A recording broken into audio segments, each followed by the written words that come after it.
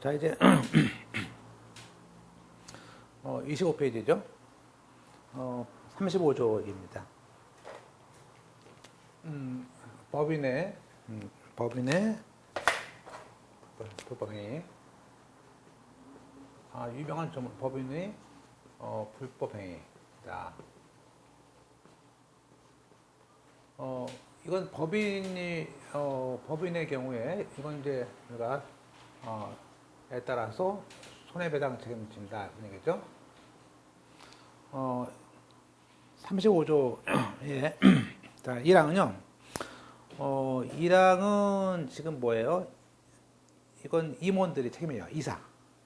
1항은 이사나 대표자 하고 2항은 뭐예요? 2항은 저 그때 그 의결에 찬성한 사람. 아까 같듯이 의결에 찬성하고 의결을 집행한 사람. 그죠? 그래서 그러나 이제 우리가 자 이사의 경우와 달리 여기 2항은요. 의결에 대해서 찬성하거나 집행한 사람들 있지 않습니까? 사인한 사람들. 이 사람들은 책임이 완화되겠죠. 뭐죠? 목적 외로 했을 때만 책임지는 거예요. 그죠? 그래서 거기에 2항은 법인의 목적 외. 자, 올라가겠습니다. 1항에 법인은 이사나 기타 대표자가 그 직무에 관해서 물론 그 직무에 관해서 해야 됩니다. 타인에게 가한 손해를 배상할 책임이 있다. 그러면 이때 그 이사나 대표자 개인도 손해배상 책임입니다. 그러니까 법인도 책임지지만 그 이사도 개인적으로 배상의 책임을 집니다. 이때 책임은 일종의 분전연대죠. 분전연대 책임집니다.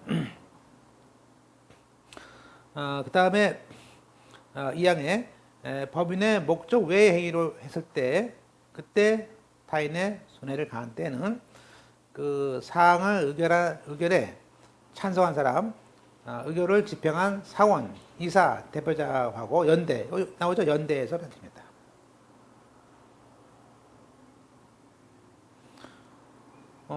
따라서 원래 그 일반 불법행위는요, 조문이 750조에 따로 있지만, 일반적인 불법행위 책임과 달리 따로 조문에, 법인의 경우에는 조문이 따로 있다. 그래서 별도의 요건을 규정하고 있다. 또 2항에 법인의 불법행위에 대해서 책임이 성립할 때는 법인이 사용자 책임을 지는 것은 아닙니다.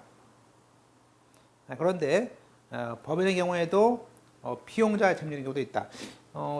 일단은 보세요. 우리가 35조에 따른 법인의 책임은요. 법인이 이사가 대표이사가 했을 때 직무상으로 책임지는 것이죠. 제3자에서 이때 손해배상 책임이 있어요. 그런데 또 한편으로는 이런 법인이 예컨대 이사를 둔 경우도 있고요. 법인이 또 직원을 둔 경우도 있잖아요. 직원이 에 대한 그 가해에 따른 손해배상 책임도 지죠. 근데 이거는 뭐죠? 이거는 이사와 달리 이 법인과 이사는 사실은 이 둘 사이는 뭐죠? 이것은 민법상 위임 관계고 또 이것에 대한 책임은 원래 민법상 책임이 아니고 법에 정한 책임이에요. 법인과 이사가 책임져라고 정한 거예요. 그런데 여기 있는 사용자가 있고 법인이 사용자겠지. 그러니까 이게 피용자 관계는 이건 사용자 피용자 간의 관계는 별도로 사용자 책임이 따로 있어요. 따로 있는 거예요, 그죠? 이건 다른 얘기죠, 그죠? 따라서 거기 2항에 별도의 사용자 책임을 지는 것은 아니다. 따라서 법인의 대표기관이 아닌 단순한 피용자가 사무집행 관련해서 타인의 손해배상 책임질 때는 756조에 이건 따로 756조란 사용자 책임으로 가서 책임을 져요. 그러니까 책임을 지는데 35조냐 15조냐 그렇죠? 이건 이사고 이건 피용자고. 그래서 피용자와 이사 다른 거다. 아셨죠? 그래서 이렇게 이사, 찬성한 이사, 지평한 이사 다 다르죠. 이게 달라요. 그다음에 이제 요건. 따라서 여기서 요건은요. 요건은 우리가 대표 기관이 그죠? 이사니까. 자, 35조의 책임은 대표 기관이 하는 책임이다. 사실 여기서 이사 그러면요. 민법상 이사 그러면요. 대표예요, 대표. 그죠? 그래서 대표 기관이 직무상 또 불법 행위를 한 경우에요. 그래서 대표 기관이 했을 거, 직무상 했을 거, 민법상 불법 행위나 요건이 있었을 거, 그죠? 그리고 또 뭐죠? 그리고 손해배상이 있었을 거. 보통 이게 요건이죠. 보통 이제 이게 2차라면 이제 2차 공부를 하면 대직 불손 대표기관이 했고 직무상이 했고 불법 행위고 손해배상이 했고 이렇게 하시는 건데. 따라서 여기서의 대표이사는요. 물론 여기 현재 있는 이사 A1. 근데 이사가 없어가지고 뭐죠? 임시이사 뭐죠? 특별대리인 다 돼요.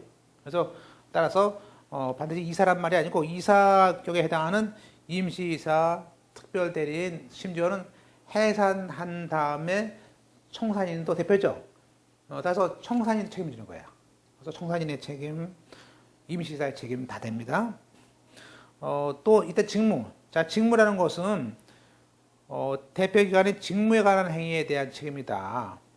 물론 이때 직무라는 것은 사실은 좀 넓게 봅니다. 그래서 외형상 외형상만 직무라 그러면요 다 책임집니다. 따라서 만약에 대표기관 보세요. 이 법인에 자 A라는 법인이 있어요.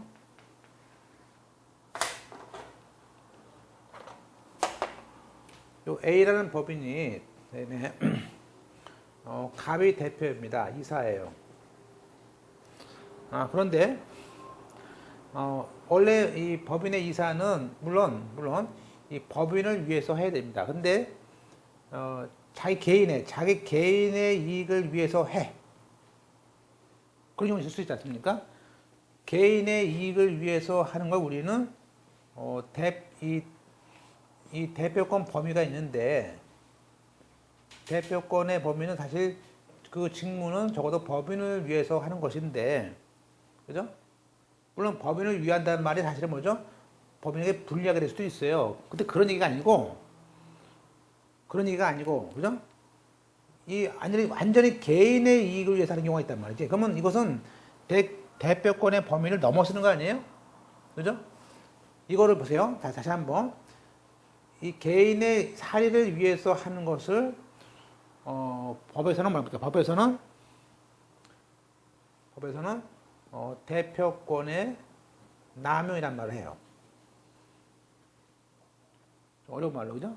그러니까 대표자 개인을 위해서 한 행위다 이거야. 그러면 우리가 제3자하고 계약을 했어요. 그럼 우리가 이 제3자가 이 대표이사 갑하고 여기 A법인의 갑이사랑 거래할 때 이 사람이 개인의 이익을 위한 것인지 법인을 위한 것인지 판단이 사실 어려워요. 어렵잖아요. 그렇지만 이 둘이 짜고 하면 안 되는 거지. 그래서 적어도 법에서는요. 이 제3자 상대방하고 갑하고 개인의 이익을 위한다는 것을 알았어. 그런 건 보호 안 하겠지. 그러니까 갑이 B하고 거래하면서 거래 상대방인데, 그죠? 어떤 계약을 하면서 이 갑 개인을 위해서 했어요. 근데 이걸 B가 이걸 알아. 알았으면 법인은 책임을 안 져요. 그 얘기죠. 따라서 물론 이게 이거예요. 그 직무 범위 내에서 했으면은 다 져요. 얘한테. 근데 직무 범위에 벗어난 남용행위야. 남용행위에 대해서는 이 사람이 그 대표권 남용이라는 사실을 알았거나 알 수 있었을 때는 책임 안 지고 몰랐을 때 책임지는 거지. 따라서 대표권의 남용은 상대방이 알았느냐가 중요해요. 그죠? 물론 이건 회사가 입증해야 되지. 쉽지 않죠? 그래서 보시면 거기에 대표권 남용 행위도 직무행위로 볼 수 있다고요. 다만 거기에 법인의 대표기관이 그 직무에 관한 행위를 했는데 설사 그것이 법인을 위한 것이 아니고 자기나 자기의 처남이나 이렇게 제3자를 위한 이익을 위해서 했을 때를 우리는 뭐라고 합니까? 소위 그것을 대표권 남용이라고 합니다. 근데 이것도 이 남용하는 행위도 법인의 행위예요. 죽어보세요. 법인의 행위야 이것도. 그런데 이 대표권 남용에 대해서 상대방이 그걸 알았거나 알 수 있었을 때는 법인이 입증을 해서 효과를 물을 수가 없는 거야. 그래서 마치 107조라는 게 이거예요.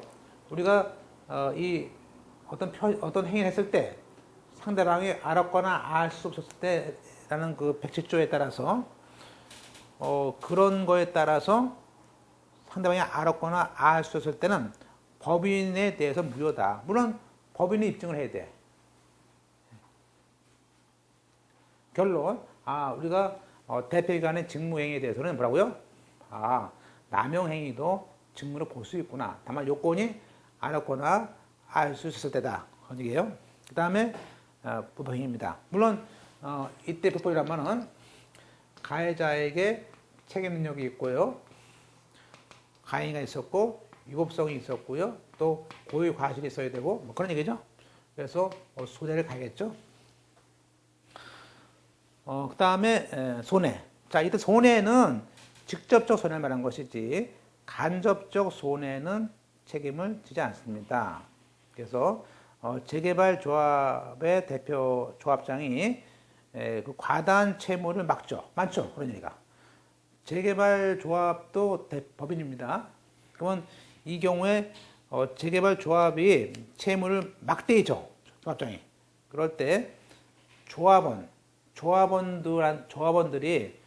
조합원들한테 책임지느냐? 아니에요. 조합원은 그죠? 거기 보시면 조합원에 대해서는 간접적 손해이기 때문에 35조의 책임을 지지 않습니다.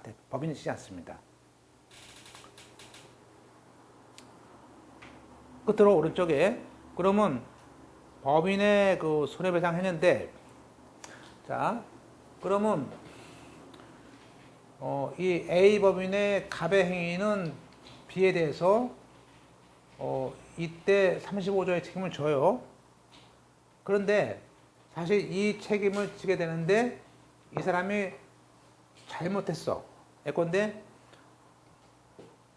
이 사람이 직무상, 업무상 차를 가져가는 직업이야, 그죠? 근데 사고를 했어. 근데 이 사람이 갑자기 뛰어들었어. 그러면 이렇게 30% 과실이 있는 것이죠? 피해자의 과실, 피해자도 과실이 있잖아요. 피해자가 자기를 과실을 제공했어. 그럼 그때 우리가 피해자의 과실을 참작할 수 있어요. 있습니다. 있어요, 그죠? 아무리 대표가 고의로 중앙선을 넘었다 하더라도, 그죠? 넘었다 하더라도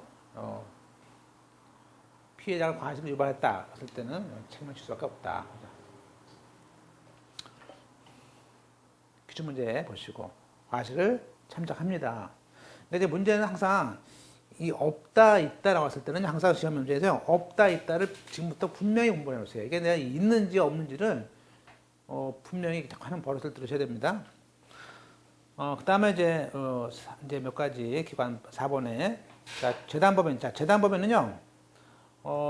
우리가 재단법인 같은 경우는 그 유언으로 많이 이제 하죠. 그죠? 들어가시면서 재단의 일정 부분을 법인을 만들어 달라 주겠다 그런 거인데 그럼 재단법인을 살펴할 때 그 제3자에 대해서 결국에는 물론 지금 이거죠. 그러니까 A라는 사람이 사망을 했어요. 망자입니다. 그래서 여기 있는 재단 중에서 그죠? 자기 중에 이 땅을 학교로 하려고 그래, 학교로. 그래서 이 땅을 그죠? B한테 줘서 이 사람이 자 그러면 문제는 뭐냐면 그러면 우리가 이 B 법인이 이렇게 있을 거 아니에요. 근데 아직 사망할 때는 법인이 설립 안 했죠. 한마디로 우리가 지상법인은 법무사가 설립 허가 받은 다음에 그 다음에 A에서 B로 요 부동산 등기를 해야 될 거 아닙니까? 그러니까 설립 허가가 먼저고 등기가 나중하냐, 그죠? 그러면 우리가 보통 우리가 소유권에 대한 변동은 설립 허가 시가 아니고 언제예요? 등기 시잖아, 등기 시. 그래서 물권 변동은 등기 시지만 그렇지만 만약에 이것이 사망 유언에 의해서 했다면 자 2014년 5월 7일 날 유언했어요. 야, 나중에 B 법인 만들어 줘라. 그러면 5월 7일 날 이 법인권란 뜻이죠. 등기는 이따겠죠. 2015년 가서. 그죠? 자, 그럼 보세요. 유언에 의한 법인의 경우는 일단은 그것이 출연재산이 부동산인 경우에는 그 법인에 대한 그 소유권의 귀속은 법인의 설립하는 것 외에도 부동산 등기가 필요합니다. 되시죠? 따라서 재단법인 같은 경우는 그러한 등기를 아직 마치지 않았을 때는 유언자의 상속인이 자기 지분을 취득을 해서 그죠? 취득했을 때 그러한 등기 맞은 선의 제함자에게는 대항할 수가 없는 거죠. 그러니까 한마디로 여기 있는 땅을 B 법인에게 주라고 유언을 했는데 그 중에 상속인 중 한 명이 A Y는 아들이 5분의 1을 갖다가 상속 등기한 다음에 팔아먹었어요. 그러면 나중에 법인은 샀어요. K라는 사람이. 그럼 법인에서 나중에 야 너 우리 유언으로 한 거니까 내놔 할 수 없죠. 못한다는 거죠, 그죠? 네, 못한다. 그래서 결국에는 등기를 해야 되는 거 아니냐. 또 2항 보세요. 2항에 우리가 설립 등기할 때 아까 출연재산은 물론 법인이 설립 등기할 때 법인에 기속하자라는 것이 민법 48조입니다. 그런데 그건 맞는데 언더라인에 제3자들한테 봤을 때는 그것이 법률행위에 의한 경우라면 언더라인이죠. 출연재산에 대한 것이 법인에 기속된다는 것은 그것이 부동산일 때는 뭘 해야 돼요? 부동산 등기를 필요로 한다는 겁니다. 따라서 이게 이렇게 내부적으로 봤을 때는 사망할 때 넘어가는 것이지만 제3자가 꼈을 때는 등기할 때 넘어간다 그런 얘기예요. 그죠? 네. 그래서 이게 제3자일 땐 등기치다. 자, 이제 기관 몇 개 보시면 이제 맞추는 것인데요. 기관은 이제 우리가 보통 사원총회가 있고 이제 이사가 있고 감사가 있습니다. 그래서 사원총회는 이렇게 볼 거는 별로 없습니다. 일단은 사원총회는 각 사원들의 결의권은 평등합니다. 1인 1표인데 물론 이 결의권도 불평등하게 할 수도 있어요. 그죠? 그건 정과 정하면 돼. 그 다음에 이제 이사. 자, 이사는요, 법인과 이사는 위임입니다. 민법상 위임이야. 따라서, 언제든지 이사는 난 관둘래. 법인은 자를 수 있어요. 그러니까 이사와 법인 간의 그 위임이기 때문에 위임 계약은 언제든지 해지할 수 있어요. 그러니까 정당한 이유가 필요 없어요. 관두면 돼. 자르면 돼. 그래서 언제든지 해지할 수가 있어요. 따라서 민법 289조에 따르면요. 임기 만료 전에도요. 임기가 남았더라도 해임할 수 있습니다. 해임할 수 있어요. 그것이 2014년도 판례입니다. 맞죠? 그런데 문제는 뭐냐면 그것은 임의규정이니까 정관으로 이사를 함부로 자르지 못하게 하는 수도 있죠. 그래서 원드라인 정관으로 이사의 해임 사유나 절차를 별도로 규정을 두는 것도 가능해요. 그럼 이렇게 별도의 규정을 뒀을 때는 마음대로 따를 수 있어요? 못 자르는 거지. 따라서 다음 페이지 중대한 의무 위반이라든지 정상적인 사무집행 불능 등 그런 경우가 아니라면 이사를 해임할 수 없기 때문에 3년이라는 기간은 보장되는 것이지. 그렇죠? 네. 근데 보통은 이제 민법 같은 경우는요, 보통 임기가 보통 2년짜리가 많아요. 회사 왔다 가가지고 임기가 보통 1년이나 합니다. 1년, 2년. 그 다음에 이제 그 판례 이렇게 있습니다. 그러니까 요즘 판례는 약간씩 조금씩 그 이제 실무를 알고 있느냐를 많이 물어봐요. 그러니까 잘 보세요. 지금 민법상 법인의 이사의 결의에 대해서 이사의 이해관계에 있는 사람이 의결권이 없다 그 뜻이죠. 또 그 사람이 의사 정족 수행 포함되니까. 그러니까 우리가 지금 이거죠.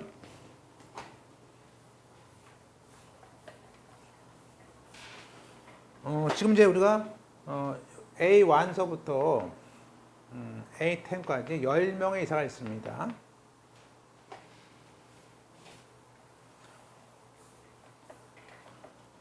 근데 이제 물론 이제 이 중에 A1이 대표입니다. 그러면 우리가 대표면서 이사예요. 그러니까 항상 이사를 가지고 있는 사람이 대표가 되는 겁니다. 그러면 이 A1에 대해서 지금 이 대표에 대해서 지금 어떤 의결권을 행사합니다. 대표에 문제 있어가지고. 그러면 자기가 관계됐으니까 자기는 표현권이 없잖아요. 그러면 우리가 과반수라는 것에 대해서 과반수에 찬성을 해야 돼요. 그죠? 그러면 의사 전족수하고 의결 정족수를 봐야 돼. 그러면 우리가 지금 6명이 참석을 해서 의사 모여서 거기에 과반수니까 4명 정도만 되면 되는 거죠. 그죠? 그러면 여기에 보니까는 지금 A1부터 해가지고 A6까지 딱 6명이 왔어. 그죠? 그러니까 A1이 그런 말을 해. 야, 나는 의결권이 없으니까, 내 문제니까, 나는 빼고 5명 아니야? 근데 이건 꽝이야. 이렇게. 그러니까 말할 거 아니에요, 얘가. 자기 불리니까 지금. 그러니까 이제 판례는 아니지. 처음에 의사정족수에는 너도 포함되고, 나중에 결정할 때 너무 빼는 거지. 그잖아요, 결정할 때. 자기 카드가 없으니까, 그죠? 그래서, 거기에, 보세요. 우리가 14조에 조문했습니다. 하단 법인이 어느 사원과 관계됐을 때 그 자기 관계된 사람, 그 사람이 관계된 사람은 자기가 뭐가 없어요? 의결권이 없다는 거죠. 그러니까 그러니까 참석할 수는 있는데 표를 못 날리는 거죠. 따라서 보세요. 언더라인 보세요. 언더라인. 그 얘기는 밑에 보세요. 그걸 유추해서 이 관계에 있는 이사는 이사회에서 의결권을 행사할 수 없어. 그런데 의사 정족수에 산정되는 숫자에는 포함해야지. 그죠? 다시 한번. 의사 정족수에 기초되는 그 이사는 포함되고, 다만 결의 성립에 필요한 이사에 대해서는 포함하면 안 되지. 그죠? 됐습니까? 자, 그럼 보세요. 자, 이 A1은요, 6명이 참석을 했어요. A1 들어갔어. 그럼 6명 참석했을 때, 나중에 의결할 때, 자, 의결할 때는, 보세요. 의결할 때는, 그러면 보세요. 우리가 4명이 뽑아야 돼요. 근데 이때 4명 속에는 뭐죠? 여기는 A1은 빼야 되니까 3명만 하면 되는 거죠. 찬성은. 그러니까 얘는 무슨 소리야? 4명이지? 왜? 그건 의결하면 안 되는 거지. 그죠? 넌 의결을 안 했으니까. 그죠? 예. 그래서, 그렇게 다시 한번 그게 2011년 판례였어요. 이거 좀 어려운 얘기인데 이해하실 수 있죠. 그죠? 그래서 그 판례였어요. 뭐 이런 게 시험 나오지 않는데 이런 거 시험 나오죠. 왜? 이건 정말 이거 하는 사람들은 중요한 얘기예요. 그죠? 공부할 때는 중요하지 않은 거지 중요한 얘기 때문에 나옵니다. 그죠? 자, 그 다음에 자, 이번에 이사의 대권 제한. 자, 조문 몇 개 보겠습니다. 자, 28페이지입니다. 보통 이제 이사가 보통 이제 말이사지, 보통 우리는, 그러니까, 여기는요, 보통, 법인 같은 경우는요, 통상 뭐 이사장, 그죠? 이렇게 쓰는 것이지, 뭐 대표자만 안 쓰거든요. 대표자 쓰는 것입니다. 씁니다. 그러니까 보통 이제 이사가 대표예요. 1항 보세요. 자, 이사는 법인의 사무에 대해서 각자, 그렇죠? 이사가 5명이라 그러면 원래는 각자 법인을 대표합니다. 다만 정관의 규정에 위반하면 될 수 없고요. 또 특히 사당 법인의 총회의 의견에 따라야 됩니다. 아무리 대표라도 총회의 의견에 따라가요. 두 번째, 또 법인의 대표는 여기서 대표는 마치 민법상 대리와 같아요. 적어도 본인을 위해서 하는 거예요. 그죠? 그리고 이사의 대표권 제한할 수 있습니다. 그러면 이사에 대한 대표권 제한은요. 자, 보세요. 이사에 대해서, 어떤 이사에 대해서, 야, 이 A와 우리나라 이사 2명인데, 넌 대리적인 것만 해. 넌 대리적인 것만 해. 가지고 너는 바깥에서 계약서 쓰지 마. 그래요? 그러면 A2라는 사람에 대해서 정관으로 너는 이러이러한 행위를 하면 안 된다고 해놔. 그러면 정관의 정해야만이 효력이 발생하겠죠? 그렇지만 이거를 등기를 안 하면요. 등기를 안 하면 제3자한테 행할 수 있어요? 없어요. 왜냐면 제3자는요. A1, A2 다 이사니까 다 대표권이 있다고 보는 거예요. 그러니까 내부적으로는 정관에 작성해야 효력이 발생하지만 대외적으로는 등기를 해야 되는 것이지. 그래서 거기에 41조에 이사의 대표권 제한은 정관에 기재하지 않으면 효력이 없다. 효력. 그렇지만 또 6조의 대안요건이 하죠. 이사에 대한 제한은 등기를 하지 않으면 제3자에 대해서 대항, 주장할 수 없다. 보통 대항이라면 주장할 수 없다는 얘기죠. 그 다음에 62조. 자, 이사도 보세요. 그러면 이사도 바쁘면요. 바쁘면 자기 대리인 또 있겠죠? 대리인으로. 그래서 거기에 62조에 이사는 정관과 총회에서 금지하지 않은 한 어떤 사항에 대해서 타인에게 너 특정 행위를 대리할 수 있어요. 그렇죠. 이사도 자기가 바쁘니까 어떤 행위는 네가 대리해. 그건 대리죠. 대리입니다. 그죠? 대리인을 둘 수 있습니다. 그 다음에 이사 임매 때, 이사가 그 임매됐을 때는 이사는 법인과 함께, 그렇죠. 연대해서 이사의 연대 배상 책임이 조문에 따로 있어요. 65조에. 그 다음에 이제 펼치시고, 우리가 임시이사와 특별이사라는 말이 있습니다. 그죠? 자, 63조입니다. 자, 임시이사와 특별대리는 달라요. 그러니까 임시이사와 특별대리는 다릅니다. 자, 임시이사는 뭐예요? 요건이 아예 이사가 없어. 정관에 3명 이상 그렇습니다. 근데 이사가 한 명도 없어. 또 뭐죠? 3명 이상 그랬는데 뭐죠? 2명이야. 그럼 없는 거죠, 한 명이? 우리가 정관에 3명 그러면요, 반드시 3명 둬야 됩니다. 그러니까 거기에 이사가 없거나 이사의 결혼이 있을 때는, 자, 저 문제에서, 그러면, 임시사는 이사가 없거나 3명인데 2명이야. 그러면 결혼이 있을 때는, 그럴 때는 임시이사를 선임 신청할 수 있어. 임시이사 선임은 뭐예요? 법원에 하는 거야. 이건 비송법에서 배웁니다. 근데 이건 틀린 얘기죠. 왜냐하면 없거나 있더라도 관계없는 경우는 놔둬요. 무슨 얘기냐 보세요. 이게 그 이사가 없거나 결혼이 있는 경우로 인해서 손해가 생길 염려가 있을 때는 거예요. 그러니까 보통은 아무 말 없으면 안 해요. 대부분. 그죠? 다시 한번. 임시이사는요, 없거나 결혼이 있거나, 손해가 있어야 된다. 빠뜨리한테요. 손해. 그래서, 그때 손해가 있을 염려가 있었을 때, 누가 합니까? 이해관계인이나 검사의 청구에 의해서, 임시이사 선임을 합니다. 그러면 특별대리인. 자, 특별대리인요. 특별대리인이란 말은 이해상반이에요. 예컨대 법인과 이사가 이게 상반돼. 그죠? 법인이 있는 건물을 이사에게 주는 거야. 그럼 법인한테 분리할 수 있고 이사한테 이익이 될 수 있죠. 이렇게 법인과 이사 간의 이익이 상반돼요. 상반될 때는 당연히 대표권이 있다면 안 되겠죠. 그럼 막 할 거냐, 등기를. 그죠? 따라서 이사와 법인 간의 이익이 상반될 때 만드는 게 뭐라고요? 특별대리인입니다. 그래서 우리가 임시이사는 없거나 결혼됐을 때 없고 결혼 손해배상, 그다음에 소재가 우려했을 때 하는 것이고 특별대리는 이사와 법인의 이상반이 있다는 거다. 자, 이제 이번엔 이제 직무대행자가 있죠. 직무대행자. 이건 뭔가 원래의 이사가 그죠? 직무가 정지된 경우에 특히 직무집행 정지해 놓고 뭐예요? 아무도 없으니까 직무대행자 뽑지 않습니까? 이건 법원에서 하는 것이죠. 자, 직무대행자는 보통 가처분 통행합니다. 그래서 어떤 법인의 이사가 대표가 의원이 횡령이라든지 배임을 했습니다. 그래서 지금 검찰에 구속됐어.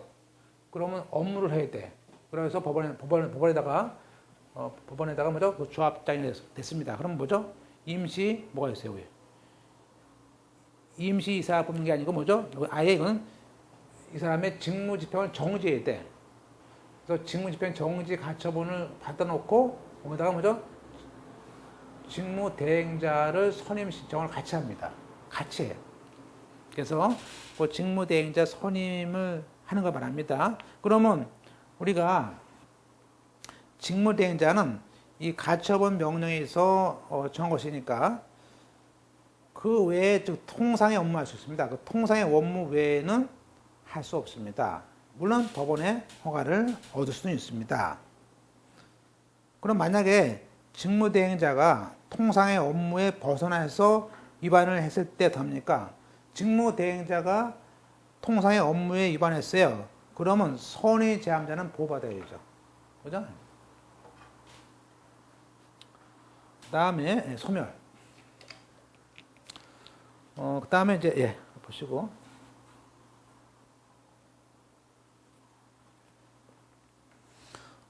지금 이제 우리가 결제가 18, 19. 자, 이제 우리가 법인의 경우 이제 보통 이제 어떤 경우는 이제 법인을 이렇게 하다가 지금 처음에 법인을 열심히 했었으나 막상 해보니까 사람들 관계도 그죠? 신문이 나오고 또 막상 해보니까 돈만 들어가고 그죠? 법인 통해서 얻는 것도 없고 그러면 이제 보통 이제 뭐랍니까? 보통 특히 또 법인 등기는 뭐죠? 법인 등기 할 때마다 뭐 사무실을 옮기고 임원을 뽑고 그럴 때마다 뭐죠? 법무사한테 와가지고 뭐 20만 원, 30만 원씩 주고 등기하고 그러니까 이게 돈이 더 들어요. 그러면 이제 법인을 관두고 싶어. 그러면 이제 결제해야지. 현재 있는 이사가 그 법인을 와가지고 법인을 해산하고 싶습니다. 또 법인을 갖다가 이제 어떻게 법인을 없애면 됩니까? 물어보죠. 없앤다는 말이 사실은 해산과 정상이지. 그럼 없앨 때도 돈이 듭니다. 없앨 때도 돈이 듭니다. 왜냐면 특히 이거 법인은 신문에도 공고를 해야 돼. 2번씩. 공고를 2번 합니다. 그죠? 그래서 그 공고 비용이 보통 뭐 60만 원, 30만 원, 30만 원 2번씩. 그러니까 또 법인 등기 또 없애면 돈 들어. 그죠? 그래서 법인의 경우는 이제 일단은 법인은 뭐죠? 해산이라는 결정을 해요.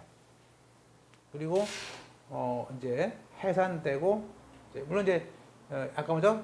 몇 분의 몇이죠? 총회 회원의 4분의 3. 다 갔어. 4명 남았어. 그건 3명이 동의해가지고 4분의 3 가지고 관두자. 해산해.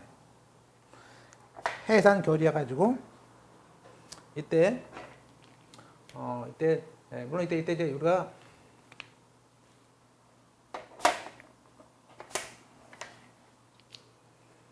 요 사원총회죠. 사원총회에서 의사록을 만들죠. 만들어서 여기서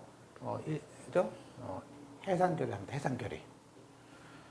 그래서 이제 이때 종전에 있는 이사 중에 한 명을 청산인으로 만들죠. 왜냐하면 해산되면요, 이때 청산인이 이제 우리가 뭐 빚이 있으면 또 갚아야 되고, 그죠? 이렇게 이 사람이 청산을 해요. 그러면 그 청산 절차는 보통 한 2개월입니다. 그래서 적어도 한 2개월이 지나야 돼. 그럼 일단은 법무사한테 해산 등기를 맡깁니다. 맡겨요. 그리고 다시 법무사가 말을 해요. 일단 주무관청에 해산하시고 신고를 합니다. 신고하신 다음에 해산 등기하고요. 그 다음에 2개월 지나면 또 청산 등기를 해야 됩니다. 그래서 뭐 100만 원, 100만 원 받겠다. 그죠? 이렇게. 그러면 알았다 그러죠. 그죠? 이렇게 해서 이 해산 절차가 청산을 갖는 것이죠. 등기 2번 하죠? 2번. 등기 2번입니다. 그죠? 일단 소멸인데요. 그 해산은 이제 사유가 실조에 존립기간이 만료, 법인의 목적 달성, 달성 불능, 또 정관에 정한 사유. 물론 이제 파산될 수도 있죠. 파산, 또 설립이 허가의 취소될 수도 있습니다.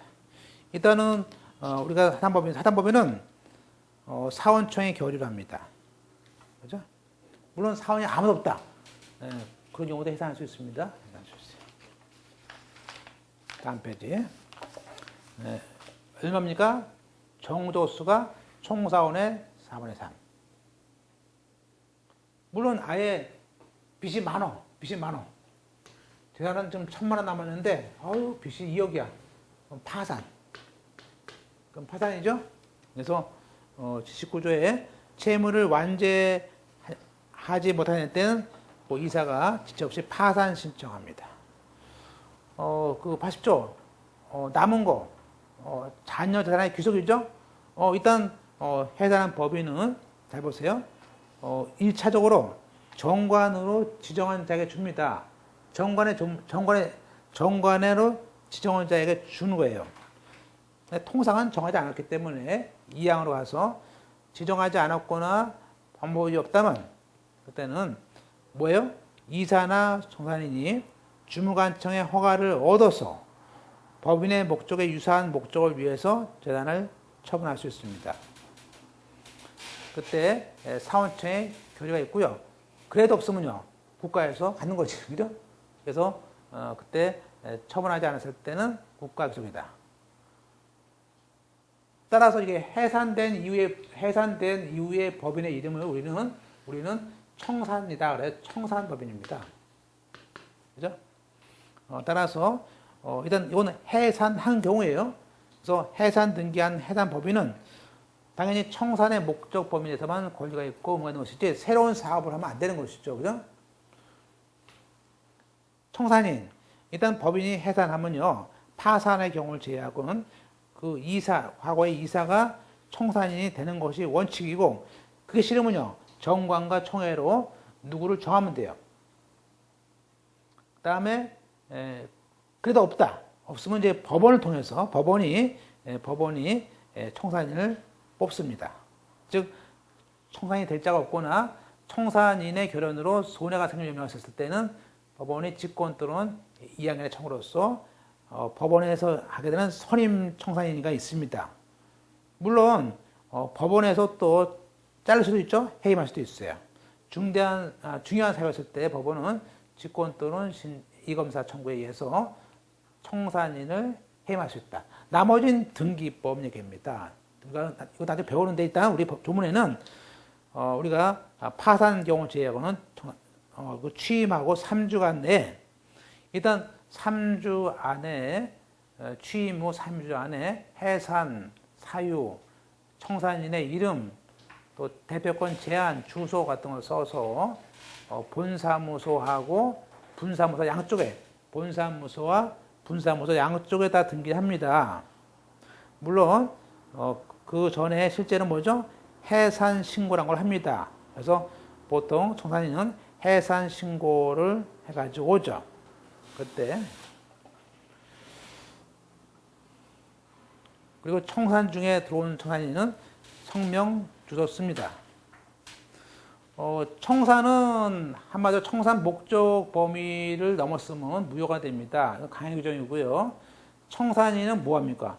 그건 이제 현존 사무를 다 끝내야죠. 이제 앞으로 2개월 동안 끝내고 받을 게 있으면 받고요. 채권의 추심이고요. 줄 게 있으면 갚아야 되죠. 그죠? 우리는 채권의 뭐요?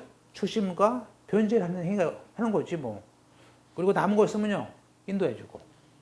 그래서 현존 사무 종결, 채권의 추심과 채권의 변제, 자녀 재산에 대한 인도가 있고요. 청산 중에 또 돈이 빚이 많다. 그럴 때는 파산으로 갑니다. 그냥 뭐 나올 거 없습니다. 끝으로 94조에 청산 종결 등기 해야 돼요. 그래서 청산인은 우리가 청산 종결한 다음에 보통 총결수 3주간 내에 청산 종결 등기하고 신고함으로써 자기는 이제 끝나는 거죠. 이 법인의 경우에는요, 95조에 법인의 해산과 청산은 다 법원이 검사 감독하니까 보통 해산 등기, 행원 등기 전부 다 보통 법무사 쪽에 하는 것이죠. 그 다음에 이제 끝으로 아주 그 유명한 이제 이 법인 쪽은 사실 이제 그런 울타리를 보시면 되겠고요. 다음에 뭐 또 보고 할 필요는 없습니다. 그죠? 아주 중요한 게 이제 우리가 끝으로 보게 되는데, 우리나라에는 이렇게 법인 등기가 돼 있으면 좋은데, 아예 법인 설립받고, 아직 법인 등기가 안 된 경우가 있죠. 그래서 우리는 이제 아직 법인격이 없는, 즉, 비법인 사단이다. 아직 법인 등기 안 돼 있는 상태, 또는 여기서 보죠. 법인격이 없다. 그러니까 등기 볼 때 보면 안 나오는 것들이죠. 많죠. 뭐, 그죠? 우리가, 보통 교회, 그죠? 종중, 것들을 되게 많이 다루고 있습니다. 그래서 여기 보시면 이제, 여기는 사단들이 있는데, 저 아파트 부녀들끼리 모인 아파트 부녀회도 마찬가지예요. 등기 안 하지 않습니까? 안 해요. 또, 동별 대표자끼리 모이는 공동 아파트랑 공동주택의 입주자 대표회의도 그렇고요.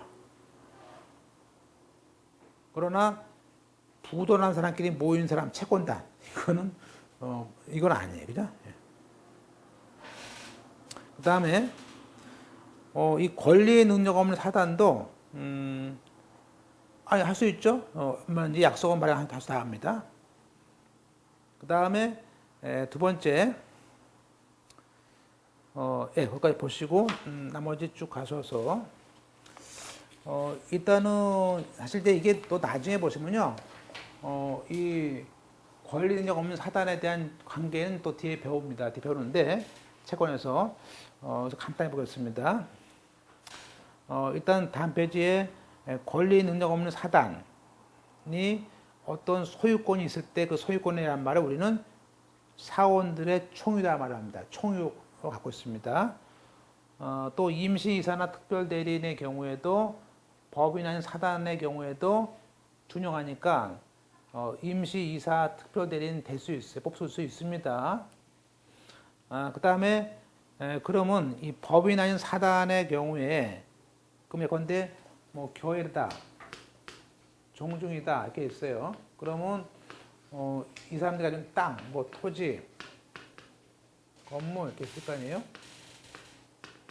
이런 재산들, 이 재산은 여기 있는 구성원들, 여기 종중에 있는 구성원들 전부 다 거죠. 개인, 그죠? 이 총유입니다. 따라서 이 재산에 대해서 보세요. 관리 행위를 하거나 처분 행위 할 때마다 뭐예요? 당연히 전원의 참석에 의한 총회 결의를 얻어야죠. 관리 행위하거나 통행할 때, 특히 심지어는 이 관리 속에는요, 중요한 게 보존 행위도 들어갑니다. 보존 행위도. 그죠? 그러니까 보통 보세요. 우리가 A, B, C 케이스입니다. 공유. 공유는 예컨대 3분의 1씩 가지고 있어요. 지분을. 이 공유자끼리는요, 각자 관리해요. 각자. 그죠? 근데 총유는 같이 움직여. 사람, 많은 사람끼리 같이. 그죠? 또 하나는 보세요. 이 공유는 만약에 이 공유자의 땅을 갖다가 K라는 사람이, K1이라는 사람이 침범을 해. 잘 보세요. 그러면 이 중에 A1 혼자서 이 ABC가 공동소송으로 소송할 수도 있지만 이 A1 혼자서 이 사람들을 위해서 다른 사람 재산을 보존하기 위해서 공유자 혼자가 나홀로 소송할 수도 있어요. 그런데 이 총유자의 땅을 누가 침범해? 그러면 이때는 이게 보존행위라 해가지고 이 여긴 다 나이가 90이야, 90. 그 중에 한 명이, 야, 내가 무슨 소리야, 나 혼자 할래? 이거 안 돼요. 여긴 다 의결을 거쳐야 돼, 의결을 무조건. 그죠? 하나하나. 이것이 보존행위든 관이든 처분이든 여기는 각자 하는 데 비해서 여기는 다 같이 움직여, 같이. 그러니까 내가 대표자인데 왜 못해? 안 돼요. 대표자라도 혼자 안 돼. 그래서 전부 총회 교류도 살아야 돼요. 그래서 거기에 이게 총유물의 관리 처분은 무조건 우리가 총회의 결의를 얻어서 해야 하기 때문에 총회의 결의를 얻지 않으면 무효예요. 그러면 여기서 총유물의 관리라는 의미와 처분이 뭐냐면 그 법률적 사실적인 처분, 물론 팔아먹는 것도 그런 의미도 되겠지만 그 외에도 그걸 이용하고 개량하는 행위도 포함돼요.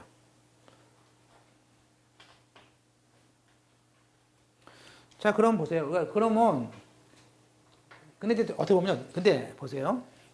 그러면 우리가 만약에 여기 이 종중에 있는 대표가 A다 이거예요. 그러면 이 A라는 사람이 이 종중 K라는 종중의 대표가 종중 대표가 A가 대표야. 이 사람이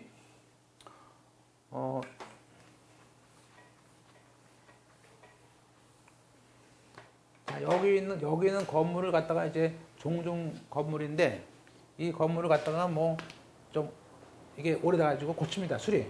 수리를 하고 수리비가 한 5천만 원 나왔어.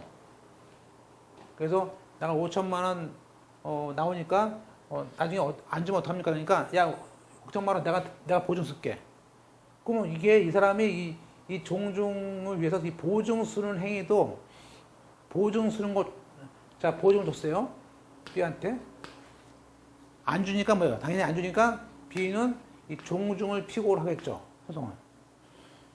그러면 이 종중은 그런 말이에요. 종중은 그러니까 종중은요 한마디로 면피하기 쉬워요. 그거 우리가 관리 행위나 이용 행위나 처분 행위 할 때는 총회 결의에 넣어야 되는데 너 봤어? 거래할 때? 못 봤잖아. 책임 없어.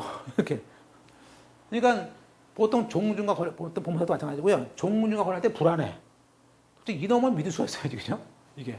도대체 어디까지가 이게 이게 해야 되고, 할 때마다 맨날 총회 열어야 돼? 그러면? 총회를 맨날 열어야 돼, 이렇게? 얼마나 어려운데, 여기가, 그죠?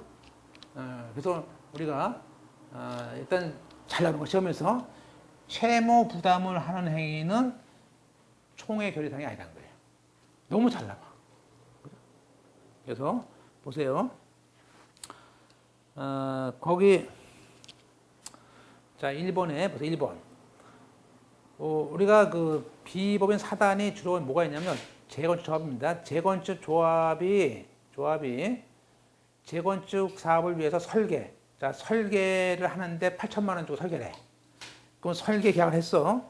그 설계 계약을 하는 행위는 그것은 채무 부담을 하는 행위고 이거가 관리 처분은 아니다 보는 거예요. 두 번째, 또 비법인 사단에 대해서는 대표권 제한이라는 것을 어차피 등기가 안 돼 있으니까 그잖아요. 등기가 안 돼 있는데 어떻게 등기를 또 해? 왜냐하면 대표권 제한은 등기해야 되는데 등기가 안 됐잖아요. 그래서 우리가 법인 등기가 안 됐으니까 등기할 방법이 등기할 방법이 없으니까 대표권 제한은 결국에는 등기를 해야 된다는 조문을 준용할 수가 없어요. 그러니까 비법인 재단인의 그 재건축 조합장이 채무 보증 계약을 하면서 임원이나 조합총회를 거치지 않았어도 보증 계약은 무효라고 볼 수는 없다는 거예요. 자, 보세요. 우리가 보통은요, 이런 거 많아요. 그러니까 여기 예컨대 K라는 단체가 있어요. K라는 단체가 있어요. 대표자가 A입니다. 그러면서 그러면 단체에 있는 임원들이 자 대의원들이 A1에서 A5가 모여가지고 야 우리가 너 이러이러한 행위를 할 때는 뭐 우리 단체가 무슨 보증을 쓰거나 그죠? 무슨 5천만짜리 계약을 하거나 이러이러한 걸 할 때는 반드시 우리 임원 회의나 대표단 행위에 사인을 받아 의견을 얻어 이렇게 결정을 해서 만들어놨어. 근데 만들어 놓은 거를요 제한자가 알 수 있어요 없어요? 이게 만약에 이 법인이 이게 설립 등기 됐다면요 등기로 그렇게 만들 수 있잖아요. 근데 등기가 안 돼 있는 법인 아니에요 이거는요. 그건 제함자가 이거 알 수 있어요 없어요? 몰라요.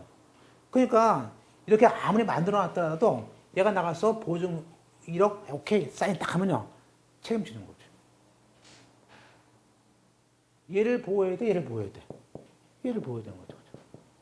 그래서 거기에 대표권 제한 규정이 준용할 수 없으니까 그 조합장의 채무 보증 계약에 의해서 임원회의에 대한 결의, 총회 결의를 하지 않고 보증 계약이 무효라고 주장했는데 그건 무효라고 볼 수 없다는 거예요.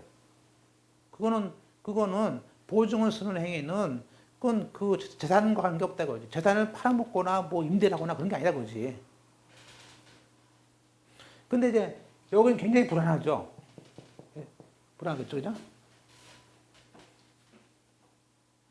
물론 이제 그래서 판례가 나옵니다. 그 조합에 대한 결의를 거치도록 하는 그 대표권 제한이 만약에 보세요 언더라인에 그 대표권 제한이 있다는 것을 상대방이 알았거나 알 수 있을 때는 무효지만 그게 어렵죠 사실은 이게. 그래서 술 먹고 가서 했는데 어떻게 알아? 그죠? 결론은 비법인 사단의 경우에는 이렇게 대표권 제한하면은 알 수 없다. 그럼 어떻게 됩니까?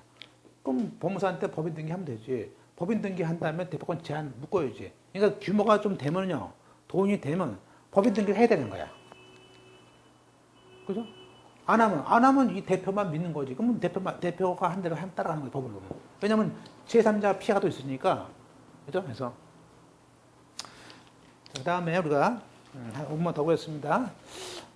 우리가 끝으로 이제 우리가 한번 보시면 될 것 같고요. 거기에 지금 이제 끝으로 종중에 대한 것들이 판례가 많습니다. 많은데 몇 개만 보고 한번 보시면 될 것 같은데 일단 이제 제일 많은 게 뭐냐면 거기에 남원의 종중의 소집이에요. 종중. 그러면 우리가 종중도라는 것은 특히 종중은 물론 이제 우리가 일반적으로 각종 연락할 때는 요즘 집으로 우편으로 발송해 줘야겠죠. 총회를 한다고 서면으로 하는 거 맞겠지만 종중은 그냥 구두로 할 수도 있고요. 말로 할 수도 있고 전화도 할 수도 있죠. 그리고 세례제별로 할 수도 있고 그죠? 예, 그 됩니다. 그죠? 그 다음에 제사 넘어가겠습니다. 제사 주재자들에 대한 얘기인데 제사 다음 페이지에 보시면 이 전합할래인데 제사란 것은 그 망에 돌아가신 분의 장남이 하는 거 아니냐. 장남이 죽었다면 장손자가 하는 것이 그 제사 주재자인데 그러면 아들이 없으면 딸은 있어. 그러면 딸 대신 삼촌이 해야 돼? 그건 아니고 누가 해야 됩니까? 그때는 장녀가 한다 이거야, 장녀가. 판례가 어디 있어요? 33페이지 넘어갔어요? 33페이지.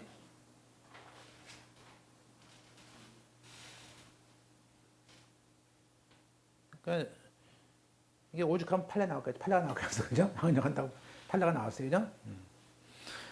그다음에 이제 우리가 그 밑에 있는 박스 몇 개 보고 이제 다음 또 이제 마치겠는데요. 보세요. 박스가 아니고 1번부터죠. 방가리 1번. 1번, 2번, 5번까지 있죠.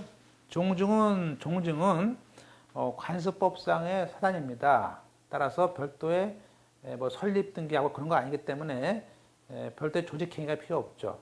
그거 자체가 있는 거죠.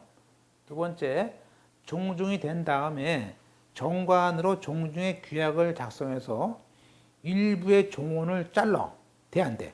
그거 안 됩니다.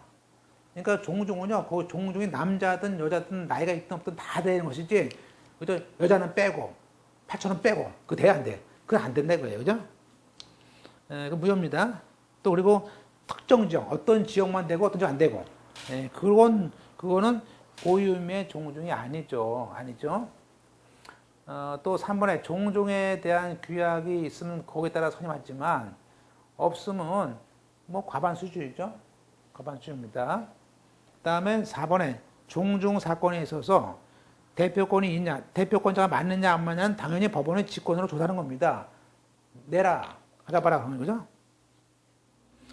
자, 5번에 소집 절차가 하자가 있어서 그 효력을 인정할 수 없는 종중에 대해서 나중에 종중 결의를 나중에 제대로 했어요. 그러면 추인할 수 있죠? 유효합니다. 자, 그다음에 우리가 오른쪽에 종중에 대한 관리 처분 행위에 대해서는 아까 봤듯이 주의할 것은, 자, 우리가 관리 처분 행위로 안 보는 게 세 가지 있었어요. 세 가지. 뭐가 있냐면 뭐죠? 타인 간의 채무 보증하는 행위, 소멸시효 중단 행위, 또 종중이 아까 중개료 같은 거 주는 약정 같은 것들은 그거는 그 총회 결의가 필요 없다 이거예요. 그런 거 할 때마다 어떻게 중개사 돈 주는 걸 어떻게 하냐 이거지, 그죠? 그러나 토지 수용금을 받는 행위, 토지 수용금 받아가 제일 많죠. 요즘에 많죠, 요즘은 그 개발을 하니까 토지 수용금 받아가지고 종중원이 남자든 여자든 돈 요즘은 다 줘야 됩니다. 그 분배하는 행위는 뭐예요? 분배하는 행위는 총회를 열어야죠. 자, 그래서 종중물의 관리 처분에는 사원청의 결의를 거쳐야 된다. 봤던 것이고, 두 번째 2번에 비법인 사단의 대표자, 자, 법인의 대표자가 매수인 이제 총유물을 팔았나 봐요. 그래서 매수인의 소유권 등기를 해주기 위해서 아마 거의 10년이 지나서 내가 소유권 등기 해주겠다고 했습니다. 그러면 소유권 등기를 해주겠다고 법무사 사무실에 방문했어. 그러면 원래 소유권 등기 청구권의 소멸시효는 10년인데 10년이 되는 날 왔어. 그러면 그것도 중단이죠. 그죠? 네, 중단. 그러니까 소멸시효 중단행위 할 수 있죠? 할 수 있습니다. 그 사무관 문제 잘 보시고.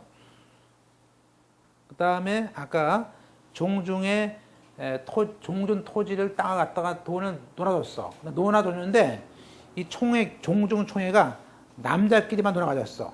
그러면 그 종중 총회가 무효죠?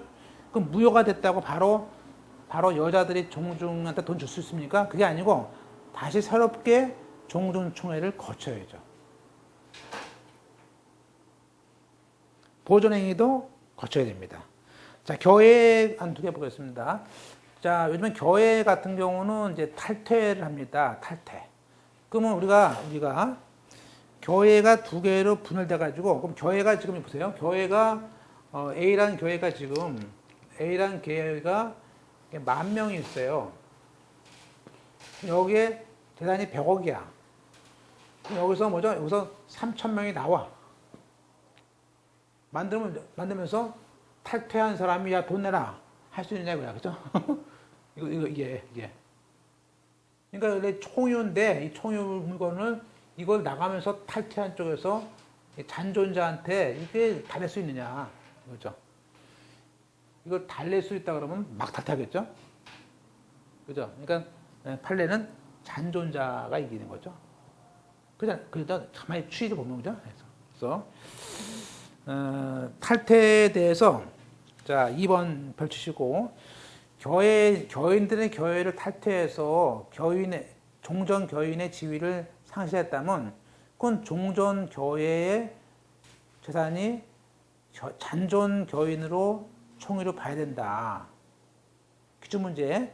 일부 교인들이 집단적으로 탈퇴해서 별도의 교회에 살폈을 때 종전교회 재산은 분열 당시 교인께 아니고 남아있는 거죠.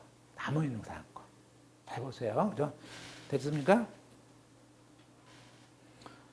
그런데 그게 아니고요. 단순히 이런 사람을 가져간 게 아니고 교단. 잘 보세요.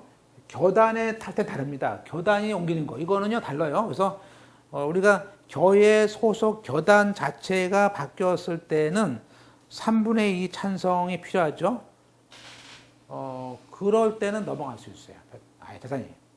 그래서 단순한 교인끼리 옮겨갈 때는 관계없다. 그래서 이걸 보시고 네. 그리고 이제 한 세 개만 더 보겠습니다. 첫째, 판례 볼까요? 판례. 우리가 법인 아닌 사단이, 잘 보세요. 법인 아닌 사단이 지금 50명입니다. 그 개인이 총유에 대해서 침해한다고 자기가 그 총유 재산을 보존하기 위한 소송을 하나의 개인 또는 대표가 할 수 있습니까? 안 돼요. 네, 그때는 전체가 다 했거나, 배웠죠, 우리가? 50명 전부가 필수적 공동이야. 필공. 전부 다 하거나 아니면 단체 이름을 해야 돼. 그래서 거기에 개인 안 된다. 기출문제 보세요. 종중 재산에 대해서 보존행위로 소송을 할 때 종중 대표자가 총회 결의를 거쳐서 대표자 개인 명의 돼야 하는데 개인 명의로 안 되죠. 그건 종중 명의라는 것이지 개인 명의로 안 됩니다. 거기에 있어요. 바로 있어요. 바로 밑에 중간에 있어요. 자, 35페이지입니다. 35페이지에 있는 거 보시죠. 기출문제 판례 밑에 있는 거. 대표자 2013년도 문제, 법원 문제.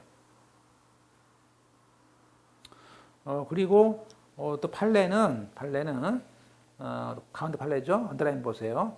매년 한식날 모여요.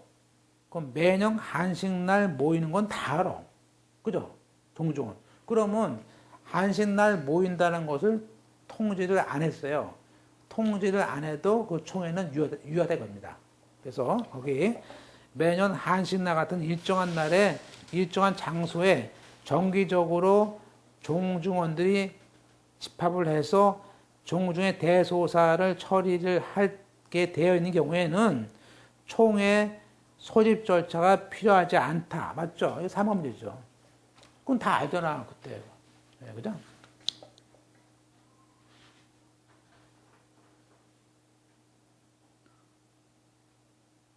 예, 그 다음에, 예. 보시고, 예. 그 다음에 2011년도 보세요. 오른쪽 판례, 끝으로. 2011년 판례는, 지금 이거 잘 보셔야 됩니다. 지금 이게 양이 우리가 지금 공부하시는 게 아마 기본 교재 오늘까지 본 것만 해도 벌써 기본 교재 김준호 걸로 하면 170일이 넘어갔어요.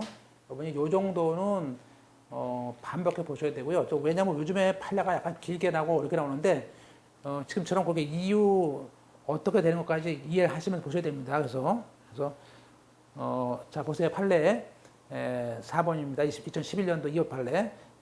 종중총회가 적법한 소집권자가 정당한 소집을 했어. 근데 그 소집권자가 안 열어줘. 그러니까 총회를 열자 그러는데 소집한 이사가 해야 되는데 이사가 안 해줘.